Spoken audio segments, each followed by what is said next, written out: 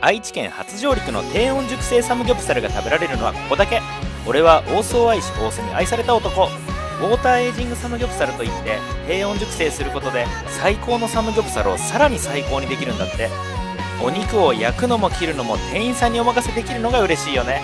いい感じに焼き上がった熟成肩ロースをキムチや青唐辛子などの薬味と一緒にサンチュで巻いて自家製だれにつけて食べるのがおすすめ。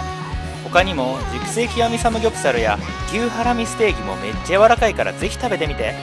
ふわふわ卵と伸びるチーズがよく合う爆弾チーズケランチムが食べられるのは千種にあるコギボン社。ぜひ行ってね。